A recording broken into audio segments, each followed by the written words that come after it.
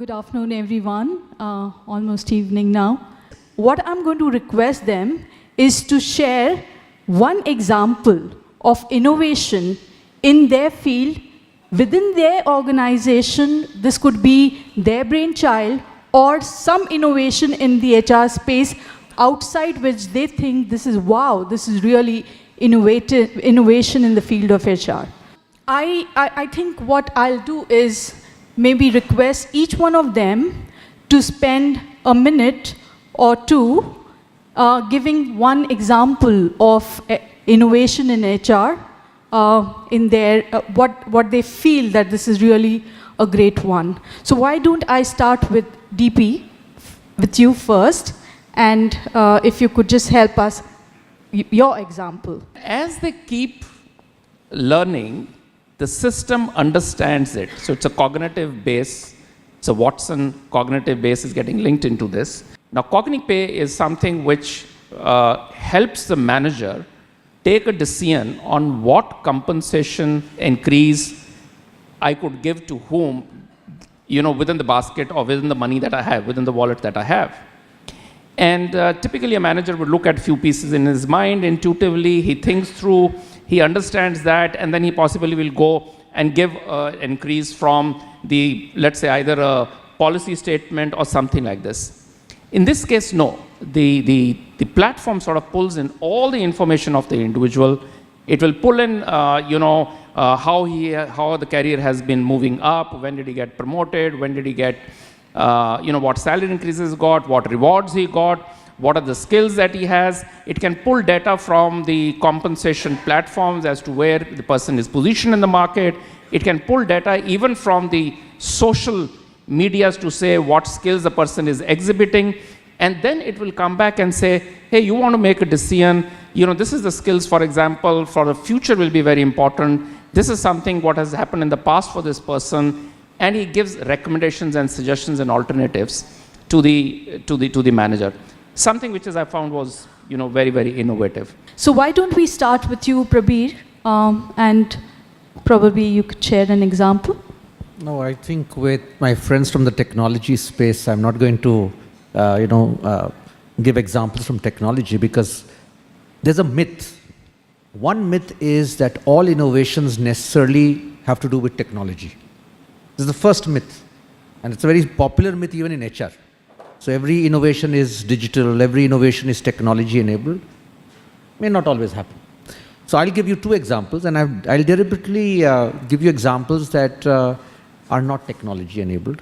In fact, I'll take one example of something which is not something that I have done, but I personally believe it's not there anymore.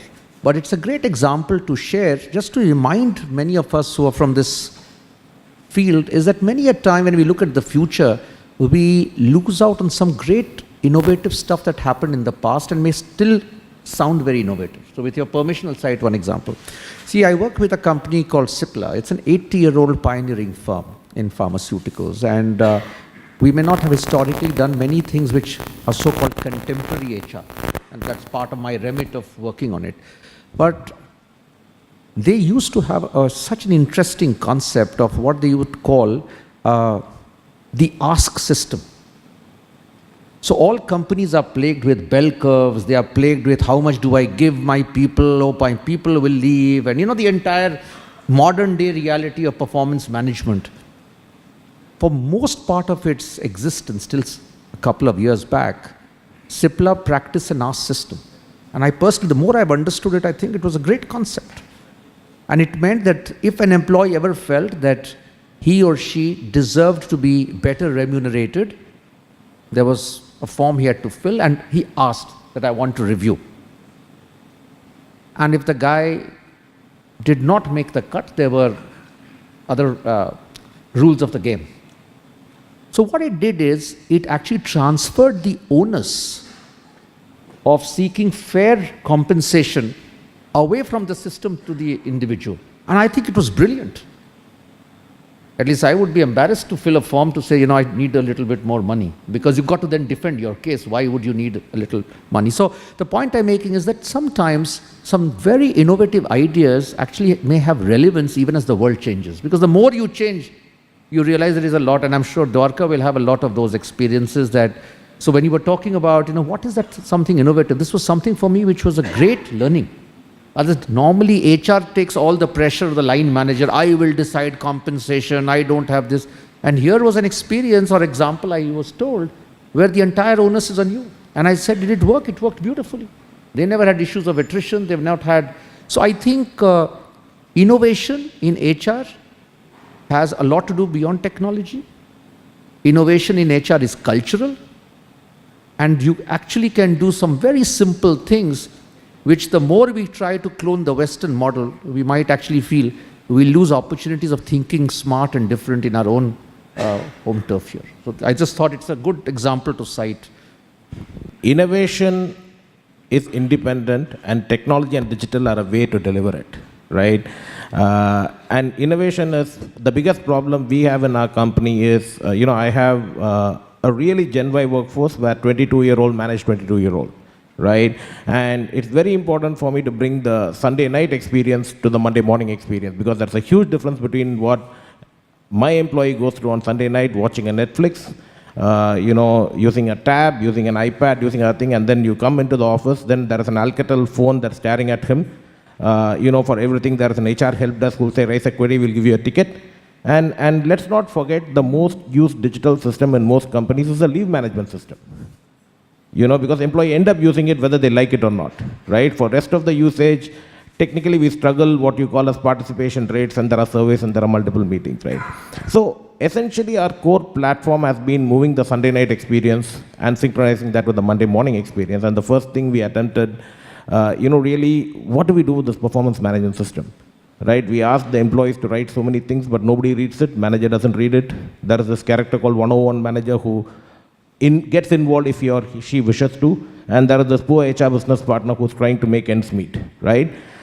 What we've done is something very fundamentally different. We told that we're going to make our performance document not more than 150 characters, right? And it has to be more agile. And we changed the term from performance management to performance engagement because it was not synchronized to email, which is the primary work-life chain of an employee.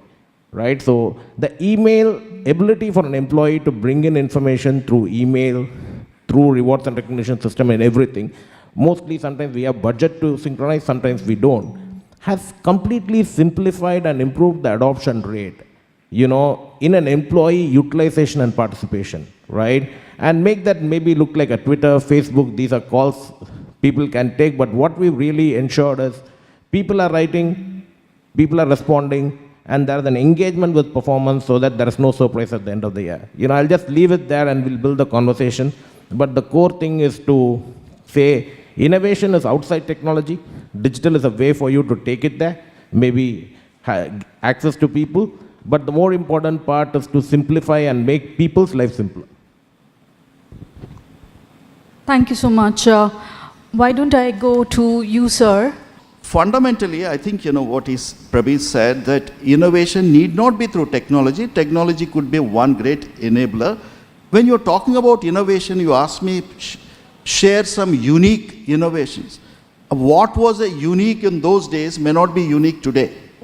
But I think it's important, it's like this, it's a cyclical changes. What sometimes was a great innovation, after sometimes it fades away for many other reasons. Today we're talking, globe is a village, world is flat, you can connect anywhere in the world through technology or otherwise. It's the things keep changing. I just want to talk about it. Prabir touched about the change and the culture. I think ultimately if you want to bring that innovation at any point of time, through technology or otherwise, it's important what is this sort of a culture you have in the organization and what sort of a leadership is driving. And when we're talking about innovation, it need not be everything in HR through a breakthrough. I just want to see, because as I say always, I have not changed my profession. I worked virtually associated with one company for more than 3 decades. But my company's name has changed 4 times. Okay, you call it Horlicks, or you call Beecham, or you call SmithKline Beecham, or call GlaxoSmithKline Wellcome. I think, this is where, how do you cope up with change at different contexts? One could be technology, one could be liberalization, one could be globalization, but how do you bring those innovations? What is important? I think one thing, SmithKline Beecham taught me was, when you are in crisis, in terms of change management, transformation change, mergers and acquisitions, whether you are acquired or mergers of equal, you try to train and develop the skills at that point of time. This is one of the greatest learnings I have done, and we have inculcated that culture of developing and training, not because there is something happening, just don't give importance to training, don't importance to technology because ROI is very difficult, or it may lead to some other issues which you need to challenge as a business. Those are the issues, which I've learned. And secondly, innovation need not be a big thing. Innovation could be small, but it can be very impactful on the employees. I just want to say, for many years, in my previous company, we followed the concept of 2 + 2 + 2. I think, there was no proper system in terms of developing people, tracking them globally or nationally or regionally. We said, if you want to become a leadership watch, which takes you to a managing director or a CEO role, you need to work in 2 functions, you need to work in 2 countries, you need to work in 2 businesses. I think, it worked very well. Through technology, it helped us to enable it, try to communicate more, get more data, big data analysis and so on. But it helped. There is a system, there is a culture which is driving. But one thing you need to be careful, just to grow your own timber. It's very easy, sometimes HR gets carried away by slogans through technology. Oh, it's nice, it's a marketing. But we need to say change with the times. Grow the timber as a great innovation. Work for us. Some of the companies have been following for a long time. We followed it for 15 years. It showed a lot of the results. But then with the change of times, you need to change. I think this is what important for me. Innovation is try an enabling culture which makes you to cope up with the change from time to time, and HR and its leadership needs to adopt what is important for the business and what is important for your key stakeholders, namely your employees. I think that difference, if we can understand, then you're able to drive the innovation through technology or otherwise and make it more efficient and a seamless organization with a very motivated and engaged employees. That's my top line. Innovation need not be related to always technology. One thing which it really, I liked the way he explained is innovation can be coming in small pockets. And second thing, what he mentioned was culture plays a very important role in the innovation. So I think that's very well said. Let me, for this part of the session, let me end the session by going to Prithvi. Why don't we have an example from you? Thank you for the compliment, and great start for my evening at least. Thank you all for being here, and I think the insights are very valid for us. Really, and I think the question comes up as to what is HR accountable for? And 5-6 years ago, when we asked that question at HCL, one of the things we sort of put our hat on and said was that we'll be the stewards for innovation in the organization. As of last year, we actually delivered $650 million of value to our clients, which is over and above the contracts that we signed with them.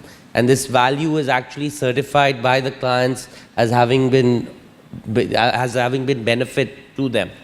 We do this through various things, and one of the 2 or 3 things that we realized was that to actually do this top down is very difficult. So we realized that over the last 10 years or so in the company, there has been a grassroots culture that has stepped in, where we talk about HCL as the world's largest startup, and we call it an ideapreneurship, really because we believe that we've been able to find a way to seed, nurture and harvest the ideas that people have as they work with our clients. And we've sort of built various platforms where people can put in ideas, they're coached through their supervisors or experts. Those ideas are then taken to clients and then executed and implemented. And we found that the people who are most active on these platforms are really people who are hungry for autonomy. They enjoy autonomy. They are seeking to learn. They are seeking mastery over their function or their profession, and they have a deep sense of purpose. And these are the three things that we've sort of tried to draw as visible line of sight back into our HR practices and say that how do we do that? So whether it is by providing autonomy, by telling people that we will provide you a prescriptive view of what your career could be by looking at all the other people inside our company who have built careers to where you want to go. So if a developer today wants to be a technical architect, we are able to provide him a curated career path, looking at all the people who have taken that path, saying what did they do to get there, and allow him to decide whether he wants to follow that, or see what trainings he took and whether he can actually do the same. From a sense of purpose perspective, we said, performance management is no longer the company's responsibilities or your manager's responsibility. If you want feedback, you need to go and get it yourself.